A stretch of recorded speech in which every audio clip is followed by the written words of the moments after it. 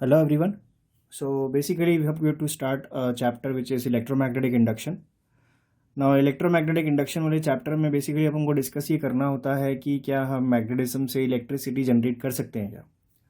Now to demonstrate this statement हम लोग basically एक एक्सपेरिमेंट कंसिडर कर रहे हैं यहाँ पर. और हमारे इस एक्सपेरिमेंट में let us suppose we have a coil, ठीक है, और हमने उसके क्रॉस एक गैल्वेनोमीटर लगा रखा है और उसके सामने एक मैग्नेट रखा हुआ है. मैग्नेट और कॉइल को इस तरह से रखा हुआ है कि दोनों की जो एक्सिस है वो एक ही लाइन पे लाई करती है.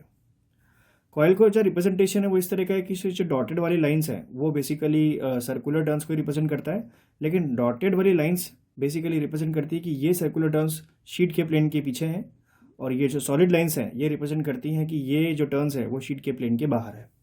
ठीक है. नाउ अब हमें जो एक्सपेरिमेंट करना है उसमें अपन को जो भी एपरेटस था वो तो करके दे दिया. मान लेते हैं कि हमारा मैग्नेट एट रेस्ट है अपनी जगह पर. इस टाइम गैल्वेनोमीटर का जो डिफ्लेक्शन है वो भी जीरो आ रहा है, और गैल्वेनोमीटर का डिफ्लेक्शन जीरो होने का मतलब इस सर्किट में कोई करंट नहीं है.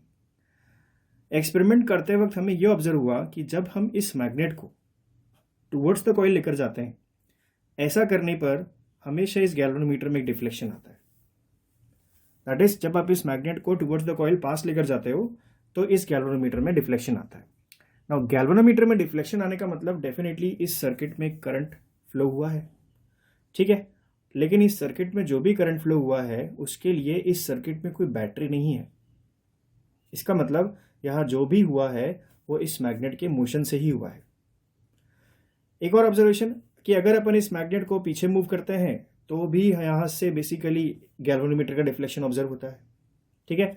तो मैग्नेट को पास लाएं तो भी डिफ्लेक्शन आता है गैल्वेनोमीटर में, मैग्नेट को पीछे लेकर जाएं तो भी गैल्वेनोमीटर में डिफ्लेक्शन आता है, पर अब की बार ऑपोजिट डायरेक्शन में आता है.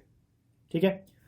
नेक्स्ट, अगर हम इस मैग्नेट को फिक्स करके कॉइल को मैग्नेट के पास लाते हैं या दूर लेकर जाते हैं, सिमिलर ऑब्जर्वेशंस ऑब्जर्व होते हैं और हमें गैल्वेनोमीटर में डिफ्लेक्शन ऑब्जर्व होता है.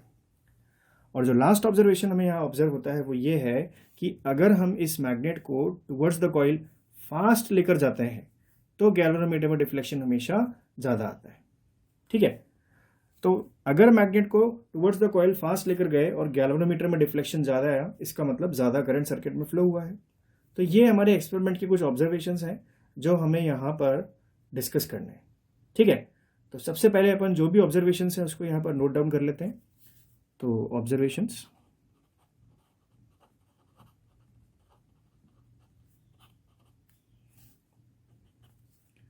When magnet is moved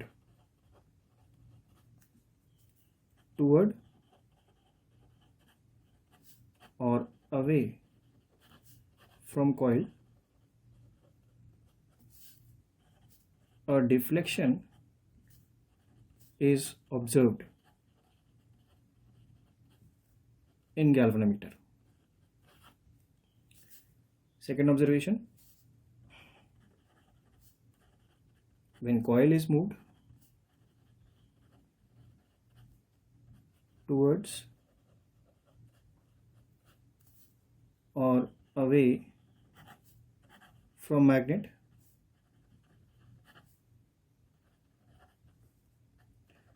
a deflection is observed in galvanometer. And the last point is, when magnet is moved fast towards the coil,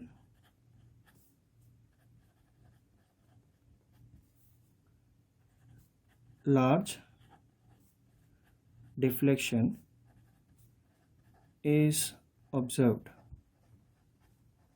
in galvanometer.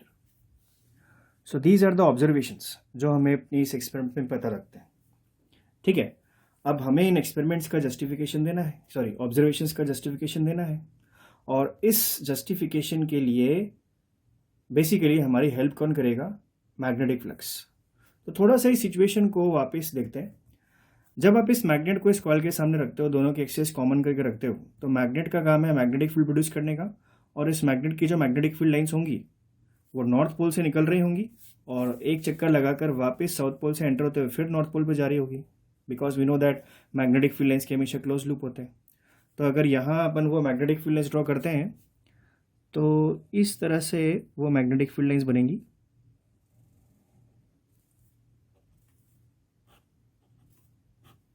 ठीक है, मैंने अभी यहाँ पर लूप कंप्लीट नहीं किया है। तो आप देखो कि अगर मैग्नेट अपनी जगह पर है, that is let us consider कि यह मैग्नेट मूव नहीं कर रहा है, तो ये मैग्नेट जैसे ही अपन ने कॉइल के सामने रखा तो मैग्नेट की मैग्नेटिक फील्ड लाइंस कॉइल के एरिया को कट करते हुए जा रही है। And if these magnetic field lines cut the area of the coil, there will be a magnetic flux passing through this coil. Now what do you mean by magnetic flux? अब इस पर आते हैं। बेसिकली मैग्नेटिक फ्लक्स क्या होता है? Magnetic flux represents that how many number of magnetic field lines are crossing a area. ठीक है, तो हम मैग्नेटिक फ्लक्स की एक सिंपल सी डेफिनेशन दे सकते हैं that magnetic flux represents the number of magnetic field lines crossing a area. ठीक है, so the number of magnetic field lines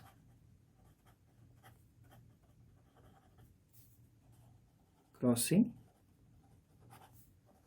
a area, this represents magnetic flux. और जब भी हमें इस मैग्नेटिक फ्लक्स को मैथमेटिकली रिप्रेजेंट करना होता है तो हम लोग हमेशा इसको फाई बी से रिप्रेजेंट करते हैं, and we write this magnetic flux as B dot A और बी ए कॉस थीटा। ठीक है, और ये फॉर्मूला हम बेसिकली तभी अप्लाई करते हैं जब मैग्नेटिक फ्लक्स में जो मैग्नेटिक फील्ड होता है वो यूनिफॉर्म होता है। ठीक है, सो यहाँ पर ये फॉर्मूला तभी अप्लाई करना है जब हमारा मैग्नेटिक फील्ड कैसा हो? यूनिफॉर्म। ठीक है, चलिए ये वाला जो फॉर्मूला है वो तो इतने काम का नहीं है अभी, क्योंकि अपन जो इंट्रोडक्टरी पार्ट पढ़ रहे हैं उसमें हमें इस चीज़ में ज़्यादा इंटरेस्ट है that magnetic flux represents the number of magnetic field lines crossing a area. So अगर अपन इस एक्सपेरिमेंट में देखें तो मैग्नेट जैसी कॉइल के सामने आप रखोगे तो मैग्नेट की मैग्नेटिक फील्ड लाइंस कॉइल के एरिया को कट करेगी और कॉइल के एरिया के थ्रू एक मैग्नेटिक फ्लक्स पास होगा। पर notice one thing that this magnetic flux is not changing, क्योंकि आपका मैग्नेट एट रेस्ट है। ठीक है, लेकिन जैसे ही हम इस मैग्नेट को टुवर्ड्स द कॉइल लेकर जाते हैं, ऐसा करने से अब इस कॉइल के एरिया के थ्रू जो मैग्नेटिक फील्ड लाइंस कट रही होंगी उनका नंबर बढ़ जाएगा। ठीक है, क्योंकि जैसे जैसे मैग्नेट पास आता जाएगा ज़्यादा से ज़्यादा number of magnetic field lines coil के एरिया ऑफ क्रॉस सेक्शन को क्रॉस करते हुए निकलेंगी। और अगर ऐसा होगा तो magnetic flux through the coil क्या होगा? बढ़ेगा, दैट मीन्स चेंज होगा। और जैसे ही यहाँ से फ्लक्स चेंज होना स्टार्ट होगा, इमीडिएटली उसी टाइम यहाँ पर हमें गैल्वेनोमीटर में डिफ्लेक्शन मिलना स्टार्ट हो जाएगा। सो हमारा पॉइंट ये है कि अगर मैग्नेट का मोशन टुवर्ड्स द कॉइल हुआ है, ऐसा करने से कॉइल के थ्रू मैग्नेटिक फ्लक्स चेंज हुआ है और उसी वजह से गैल्वेनोमीटर में एक डिफ्लेक्शन आया है। सो द मेन चीज़ या मेन पॉइंट जिसकी वजह से आपके गैल्वेनोमीटर में डिफ्लेक्शन आया है, it is basically the change in the number of magnetic field lines crossing the area और simply change in magnetic flux. ठीक है, सिमिलरली अगर अपन इस मैग्नेट को पीछे लेकर जाते हैं तो पीछे लेकर जाने से क्या होगा? Number of field lines crossing the area of the coil decreases, hence यहाँ पर फ्लक्स फिर चेंज हो रहा है, लेकिन अब की बार डिक्रीजिंग टाइप का है। लेकिन हमें इंक्रीज ऑफ इन फ्लक्स या डिक्रीज इन फ्लक्स में इंटरेस्ट नहीं है, हमको बस इस चीज़ में इंटरेस्ट है कि मैग्नेट के मोशन से किसी तरह कॉइल के एरिया के थ्रू जो number of field lines crossing the area है वो चेंज होना चाहिए, that is magnetic flux should change. और अगर मैग्नेटिक फ्लक्स चेंज होगा डेफिनेटली गैल्वेनोमीटर में डिफ्लेक्शन आएगा।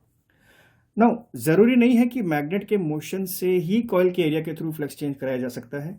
अगर आप मैग्नेट फिक्स रखकर कॉइल को टुवर्ड्स द मैग्नेट मूव करो या away from the magnet move करोगे, that is our second observation, तो भी हमें यहाँ पर गैल्वेनोमीटर में डिफ्लेक्शन ऑब्जर्व होगा, बिकॉज कॉइल को पास ले जाने से या दूर लाने से दोनों ही केसेस में the flux passing through the coil varies and hence यहाँ पर एक डिफ्लेक्शन आ जाएगा।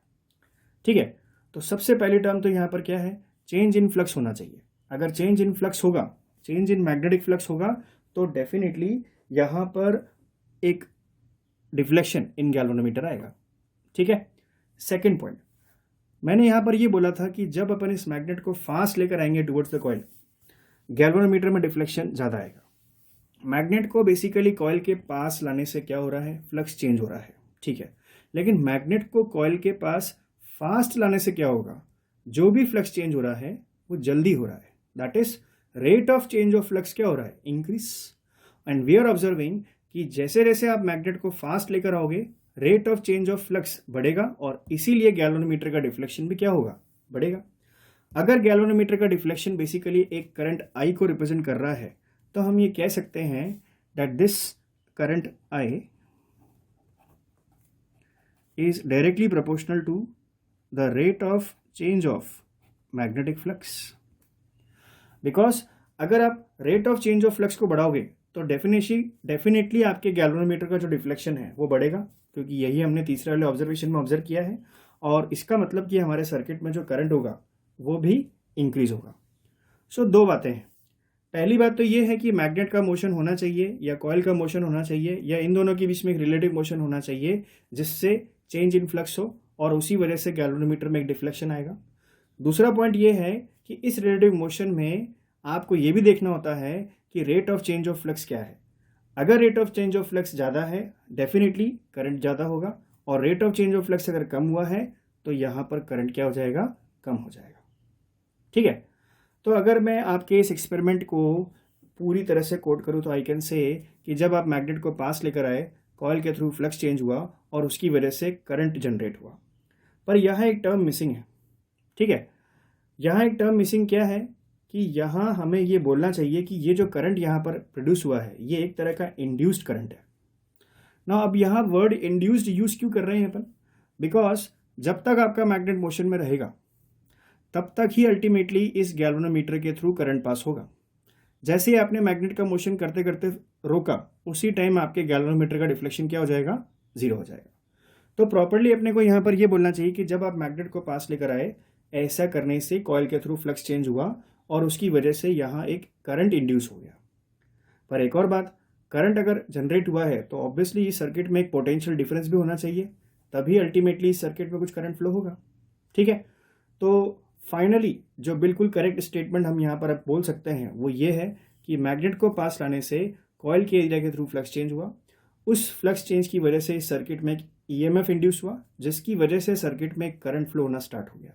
ठीक है, तो फैराडे का ये जो एक्सपेरिमेंट था पूरा डिस्कशन करने के बाद फाइनली फैराडे ने ये ऑब्जर्व किया कि मैं इस एक्सपेरिमेंट से मिले हुए ऑब्जर्वेशन को एक लॉ की फॉर्म में प्रेजेंट कर सकता हूँ which is basically Faraday's law.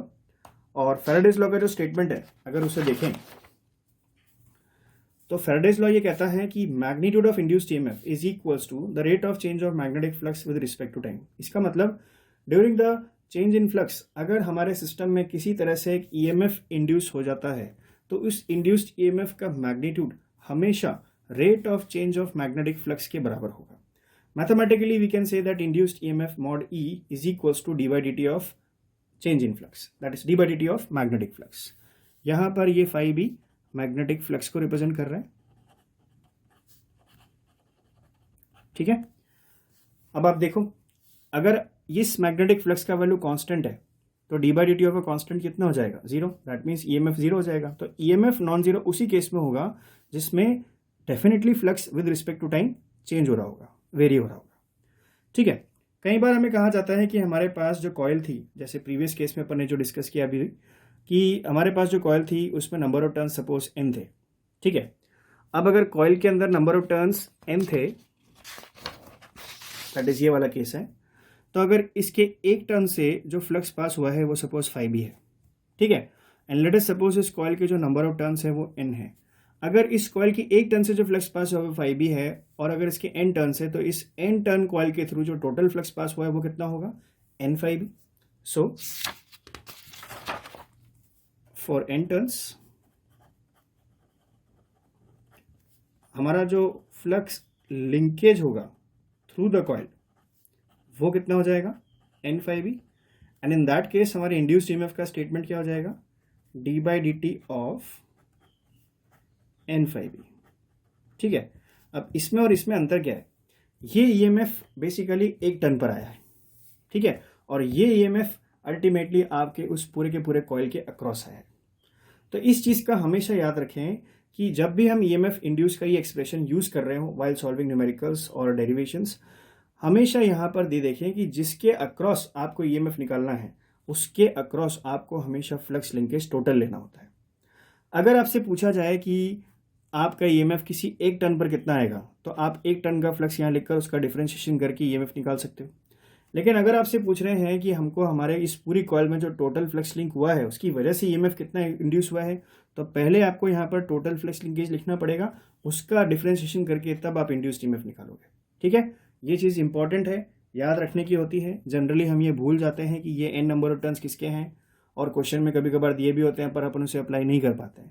Always remember, जब भी इंड्यूस ईएमएफ की कैलकुलेशन करें हमेशा देखें कि ईएमएफ इंड्यूस किसके अक्रॉस है। अगर ईएमएफ इंड्यूस पूरी कॉइल के अक्रॉस है तो इस पूरी कॉइल के थ्रू जो फ्लक्स लिंक हुआ है वो यहाँ पर आएगा।